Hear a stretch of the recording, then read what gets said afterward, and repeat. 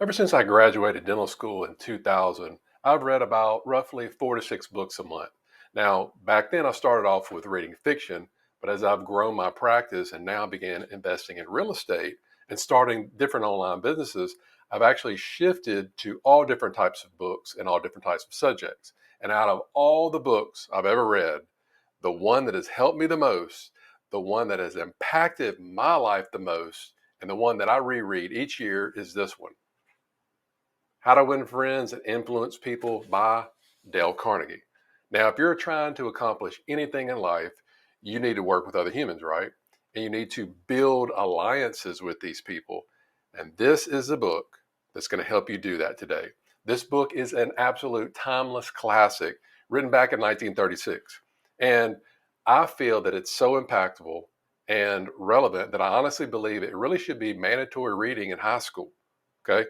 Both of my teenage boys have read it. And the lessons that I've learned from it have significantly contributed to my financial success. And in this video, I'm going to break it all down for you, showing you how you can apply its wisdom to your life, your business, no matter what your goals. So whether you're climbing the corporate ladder, looking to improve your dating life or network with other maybe successful business people or entrepreneurs, seeking to enrich your social circle, or even if you're involved in sales and marketing, this book, I'm telling you guys, this book is an absolute must read. It's basically for anybody who wants to step up their game in interacting and connecting with other people, hence the name, How to Win Friends and Influence People. Now, let me be clear. This video is not a substitute for reading the book itself. This book isn't just for reading. It's for studying. It's for absorbing and revisiting each year until its lessons really become a part of who you are.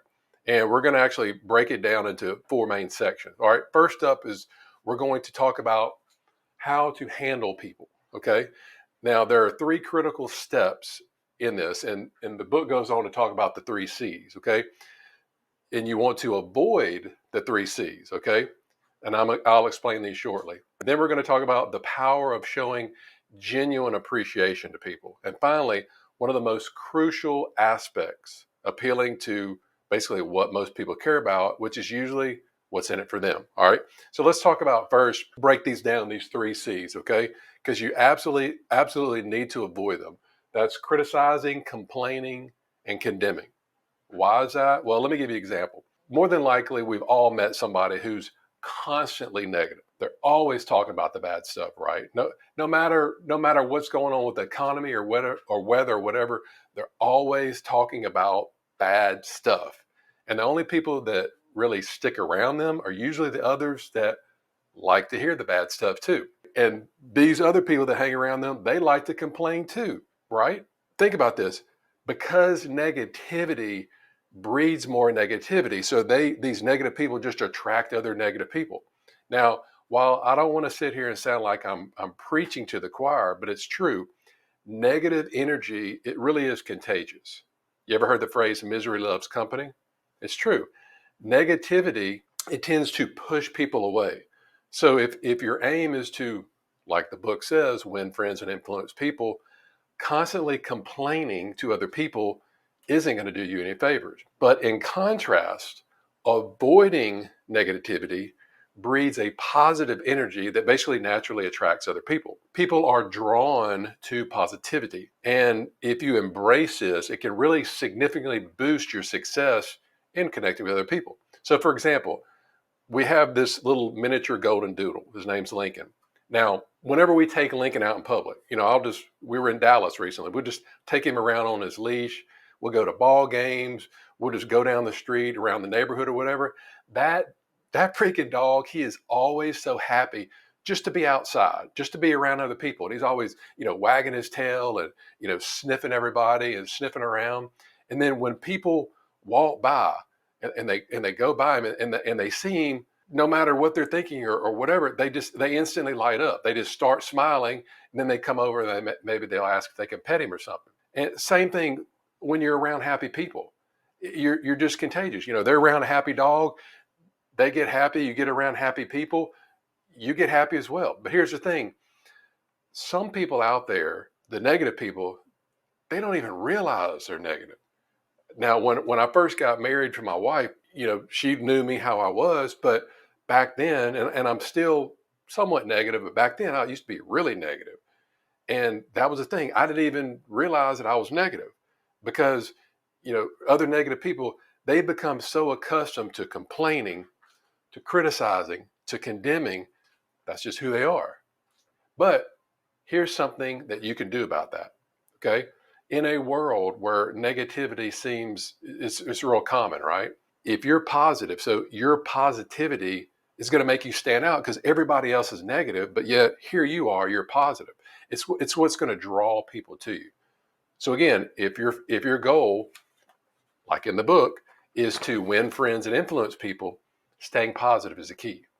Being negative, always talking down to people or criticizing or complaining, it's just not going to get you far. So now let's talk a little bit about appreciation. We've all been there. You help somebody, and what do?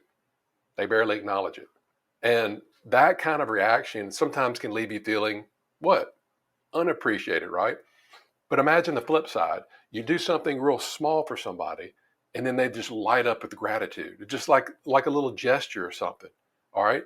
It when they do that, it makes you want to do more for them, right?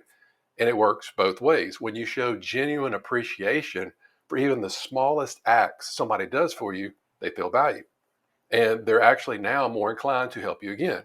It's all about creating that positive cycle of appreciation and assistance. All right. Now, the next thing when you're dealing with somebody, especially if you want to influence them or just be friends with them or whatever, you always have to think about what's in it for them, because people are always walking around thinking in conversations, what's in it for me? Okay. So you have to think about, well, what's in it for them?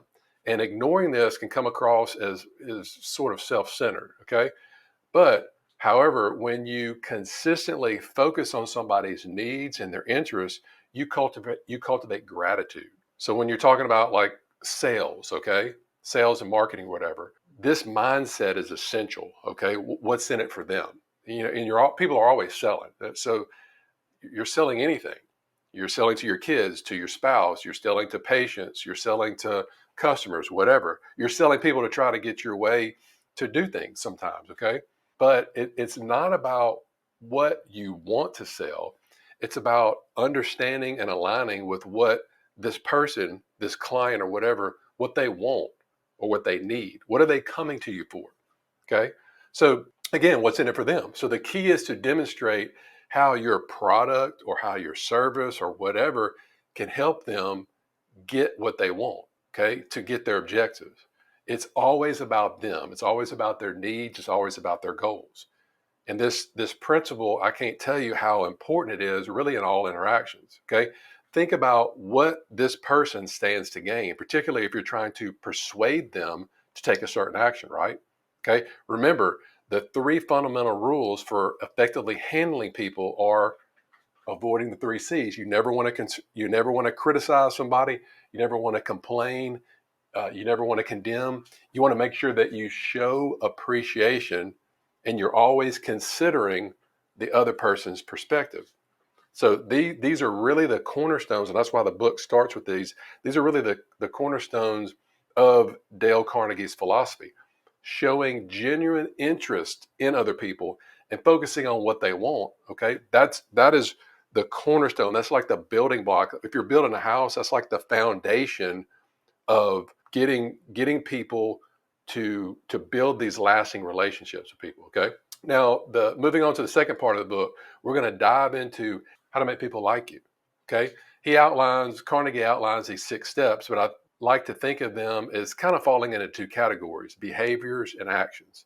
They may think about, wait, behaviors and actions, what's the difference? Well, actions are the things that you do, and while behaviors are the attitudes or kind of like the vibes that you give off while you're doing them. And telling you, if you master these, what we're about to go over, I'm telling you, people won't just like you, they're going to love you. Okay.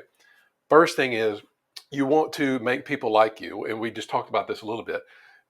It's all about showing genuine interest in other people. Okay. So if you show genuine interest in other people, This shows that you're not just involved, but you're really invested in what matters to them. And we talk about people are always thinking about what's in it for them. Okay, so I'll give you an example. Now, I recently got to meet a friend of mine actually in person. His name's Chris Corner.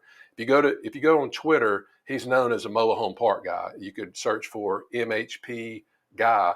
Chris is there. He's got like over 50,000 followers. The dude's unbelievable guy. If you hear his story, I actually interviewed him on my YouTube channel. You can check out that interview. Sat down for like an hour with him. It was fantastic. This guy is amazing. So, during this whole process, before we met face to face, we've been emailing, we've been texting. So, he knew about me, he knew about my story. So, we go over to Dallas for a trip recently, got to meet him, got to meet his lovely wife. And the first thing he does when we sit down, you know what it was? He starts showing genuine interest in me. Okay. He starts asking me all these questions. I mean, not saying anything about him. He starts asking me all these questions. So he's like, well, Jeff, tell me about, because his wife was sitting there because she didn't really know much about me.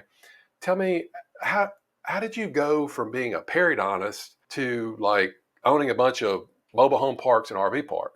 Was there like something back in the past that happened to you to just kind of make you jump ship? And it was just like for the next hour, he was just asking question after question. And you could tell he was really genuinely interested in me and what I had to say. And guess what it did? It made me like Chris even more. Okay. This stuff from the book, I'm telling you guys, it really works. And if you apply it, it's just amazing. Okay. So the next behavior I wanted to show you that I want to talk about is you want to show people you really enjoy their presence. And there's actually two ways you can accomplish this. Okay. You can smile. Okay. Think about it. If you smile, it's just going to, if you're around somebody and they just smile at you, you're just going to what? It just makes you feel welcome in their presence, right? But here's the funny thing about smiling. They're contagious. Like some diseases, they're contagious. Laughter is the same way. Sometimes you can walk around a conversation and people are just freaking laughing and you kind of join the conversation and you don't even really know what's going on and you start smiling and laughing too because everybody else is doing it, right? On the flip side, sadness is also contagious too because we have something called mirror neurons in our brain. So when you start to smile more, it's infectious and other people start to smile more. And then here's the thing, when you smile, it actually sends different neurochemicals to go off in your brain to make you happy. So literally you can make somebody happy by just smiling at them. And now if the person who's making everybody happy everywhere they go, think about that. Do you think it'd be hard to win friends and influence people? No, right? Because just by doing that, they're naturally going to start liking you. And then the next thing that you can do, the book talks about, is remembering what he calls like the sweetest word to a person. And that's their name. So remember people's name and use it. Now, don't be some weirdo about it and use it like 15 times in a sentence. Like I know one time this guy was trying to sell me something. He's like, hey, Jeff, I'm glad we connected with you today. And Jeff, hey, look, I'm going to tell you our product, Jeff, look, it's one of the best things out there. Jeff, let me tell you what it can do for you, Jeff. Okay. And it's like, don't be a weirdo like that. Okay.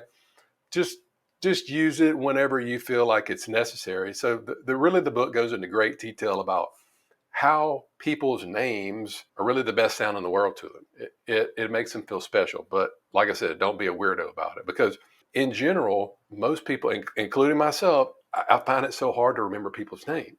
So in general, because people never remember other people's names, if somebody remembers your name, it's going to make you feel special. Like, dang, I do remember my name. I hadn't seen him in like a year.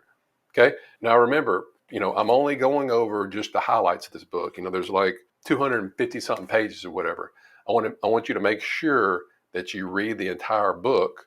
Okay. Because again, even though it was written back in the 30s, this book is the best of all time on this topic about persuading people, about making new friends. Okay. All right. So next, there's actually three major keys in the next section. And the book lays out for persuasion. All right. So the first thing is if you're trying to convince somebody to do something, or you're trying to persuade somebody as like to come to your way of thinking, the first thing you want to do is you want to get to an agreement on something. All right. You want to get to an agreement with them. So what do I mean by that? Let me give you an example. One of my real estate business partners and I, we were working on a project. This for like a real estate syndication to put out to our investors, okay, to our limited partners. Now, he's mainly involved in like the acquiring the mobile home parks and the RV parks and that sort of thing. He's like, he acquires them, he does the due diligence, he manages them, he does all that. Okay. Where I'm more of educating people on it, like this with YouTube or Instagram or writing articles about it, having phone calls, more the kind of the education marketing part. Okay. Now, for this one particular project, he thought that we should be, because there were so many different numbers and it was great, how everything was going to work out, we should really be more analytical in our description about this particular project. But I said, look, I told him that at that time, many of our investors, they were new. They were completely new to real estate. And by doing this, it could really overwhelm them, probably confuse them. So we first got into an agreement, all right, that the goal was to what? That the goal was for the investors to make money, okay, and then the project to make money, and, of course, the business to make money. So that was the goal. So we got into agreement on it. And then from there, I sat there and I heard his argument. I respected his opinion and then shared with him what some of the conversations that I'd been having from some of these new investors were, what they were asking me. I actually showed him, I had like emails. I would show him emails with their questions on it that they were asking me. And then just showing him that information, it made him realize that, yes, we probably needed to make our explanations as simple as possible because these people were so new. So again, like I said, the first thing you need to do is you get to an agreement on something. Find some sort of common goal. Okay. So for us, it was having our investors and our company make money in the RV park sector. But when you're doing that, you also have to make sure that you show respect to their opinion. Okay, so when he came to me with this idea, I really heard him out and I listened to it, and I actually considered it. Right, it's not fake. I really considered it. He might be right because he had a totally different insight. He had a totally different point of view too. He also occasionally speaks to investors, so it was really important for me to hear him out. But again, we found common ground, and then because I respected his opinion and we found out what the overall common goal was, he was happy to move in that direction. It wasn't like I tricked him, had some sort of Jedi mind trick or forced him to do it. It's like we were on the same page and we both decided, okay, this is the right move for both our company and our investors. And then that's the second part. You have to really hear them out when you're doing this. You actually have to honestly see their point of view.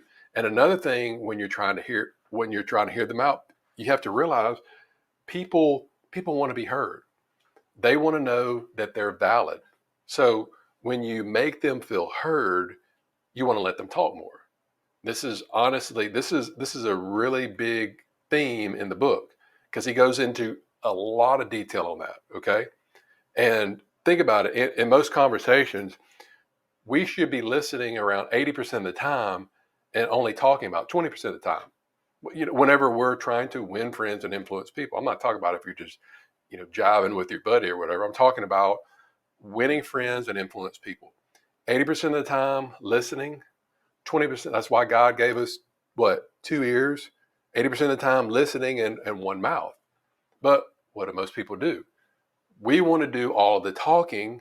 And what do we want to talk about? We want to talk about ourselves, right? The whole time, which is the exact opposite of what the book tells us. I'm telling you, letting other people talk is the secret to making them like you and the secret to persuasion. And then once you're doing all this, then you have to show them the way. You have to show them the path. Once you've listened to them, you may realize that their path might actually be the right one. Or perhaps they have ideas that are even better than yours. How are you going to know this? You're going to know this by listening. Okay, this is important. Always listen first before you suggest your own approach. By doing this, you avoid letting your ego all get tangled up in the outcome because, it's my idea or whatever. I hope that makes sense. And then the whole last section of the book It all talks about how to lead people. Talks about leadership. Okay. And there are a few things you have to do for leadership. You have to train your people. Okay. You got to give them direction. And then there has to be ownership.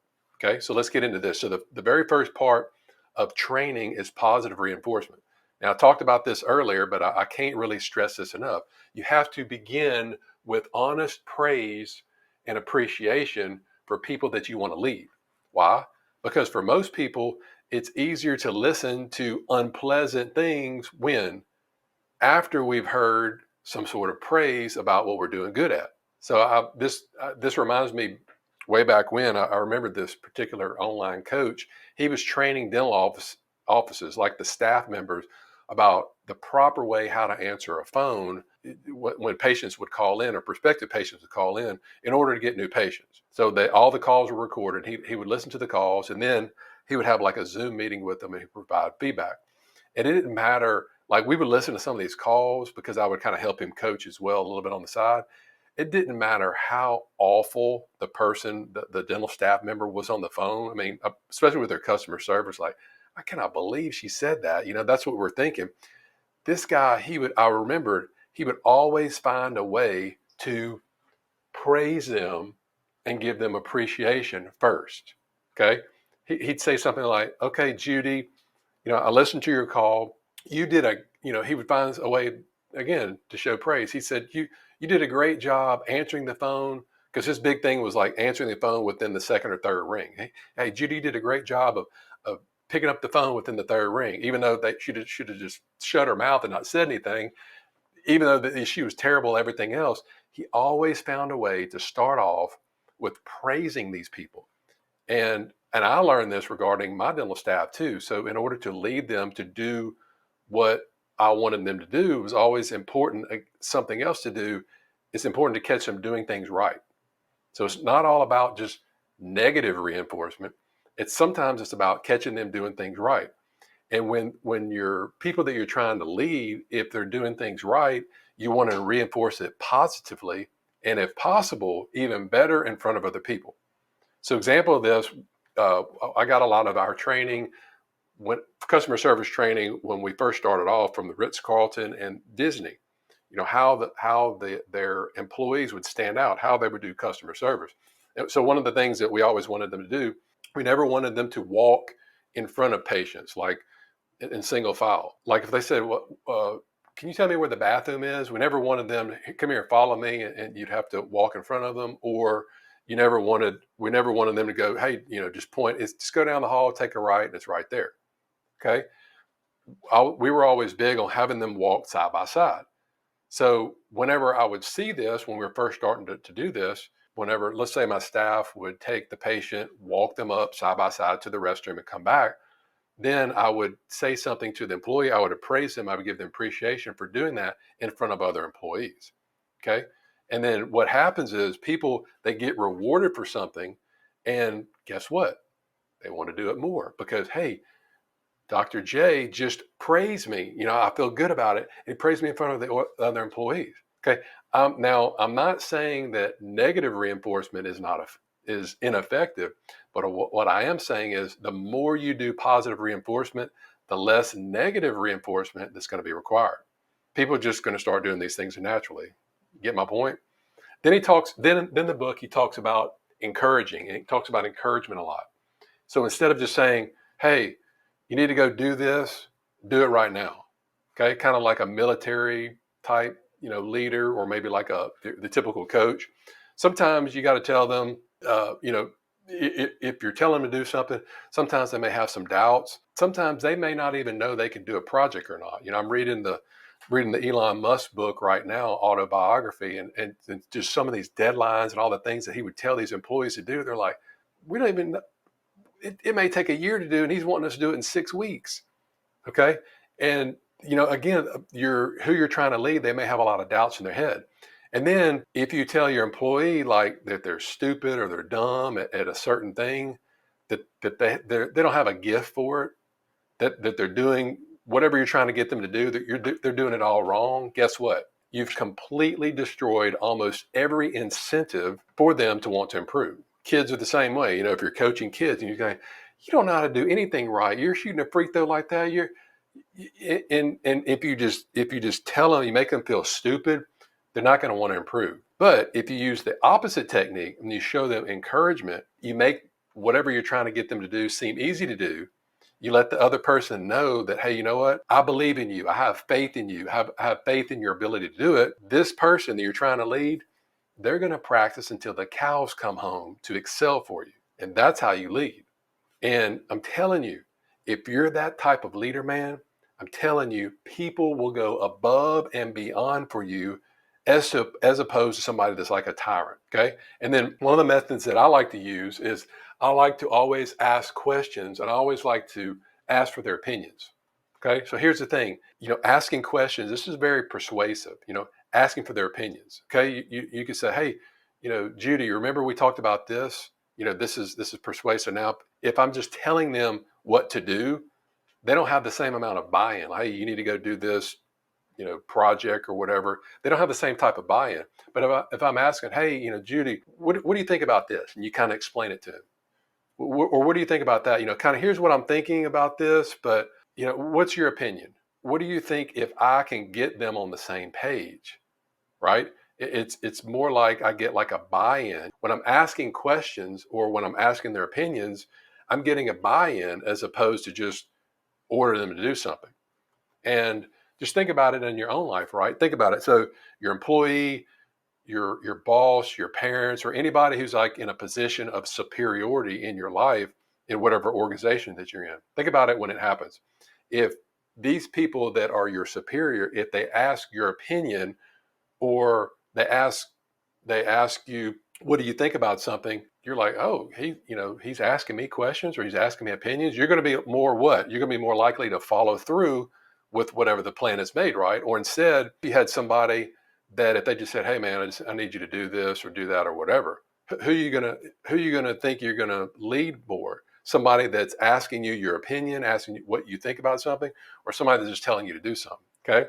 Now I get that, you're probably going to do it either way for the person, but which one are you going to feel better about? Which leader are you going to be to go above and beyond if you're given the choice? It's probably going to be the person that's like wants to know your opinion, right?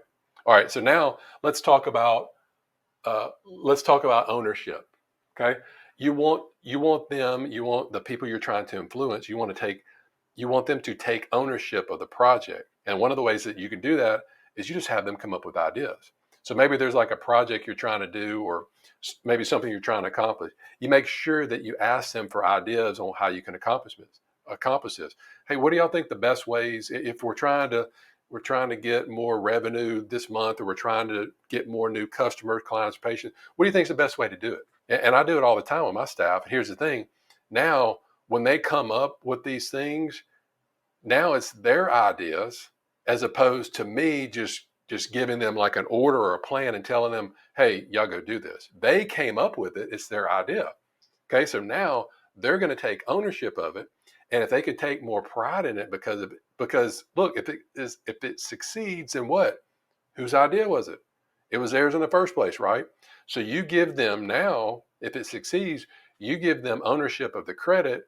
But on the flip side, you want to take ownership of the blame if it doesn't work out, or when there are mistakes made. For example, if you watch any of the best quarterbacks out there in college football, the NFL, whatever, after they lose a game, they're sitting up there, the press interview.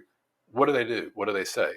They say, look, everybody, they're talking to their team. Look, everybody, I understand. I got it. Not we, but I understand. Look, we lost. I got to do better. It starts with me. I'm supposed to be the leader of the team. I got to do better. That type of attitude, that's what the best people say. That's what the best leaders say. They take the blame. And the coaches that are good leaders, they come in and they say the same thing. Hey, look, guys, I know we lost today. I got to do a better job coaching. I got to be better. It starts with me. And again, it's the leaders that they should take the blame. But on the flip side, when they win the game, the quarterback doesn't come out like, man, did you see me freaking throwing the ball like that, throwing them dots, and no, nobody could sack me because I'm running around and doing this. They couldn't cover anybody out there. No, he says, look, guys, look, our guys came out there and we fought. I want to give credit to the O-line because they blocked me. I had plenty of time in the pocket. My receivers, they found a way to get open. So he's given the credit to all the other people, not himself. And you want to be doing the same thing. You know what I'm saying? That's very important. You want to give credit when things go right to your team, but when things go wrong, you take the blame. Okay? Because think about it. The truth is, more than likely, you are not able to do anything without your team, without the people around you. I know I wouldn't. I am where I am today because of the people around me. Your team, your circle of influence, your whatever is very important. Every successful leader has a great team, and you want to make sure that you're giving them as much credit and as much praise as possible. Now, what we just went over, these are just a few lessons I got from this fantastic book. I want to hit the highlights. And every time that I reread it, which is every year, I always feel like I've learned something new. But that's why it's so important to not just read and reread this book over and over again, but to read and reread all the good books or watch videos like this over again, because you're always going to learn something new, right? You're going to always see things from a different perspective every time that you take a look at this, this video or this book, every time that you go through it, because the book material didn't change. The material didn't change. It's the same thing. Then the same thing in 1936. But guess what did change? You. You're the one now. Each year, you're going to be a different person. You're going to have more experiences in your pocket. You're going to be a different person, hopefully a better person than you were last year. Again, I've given copies to both my teenagers. If you have people that you think can benefit from this book, give them copies of the book. And do me a favor, take this video, share it with people that you think would benefit from this, and then hopefully they'll watch it and then get the book. Be a better leader, want to win friends and influence more people. Start with this book. Keep watching it, keep reading it. Talk to you next time.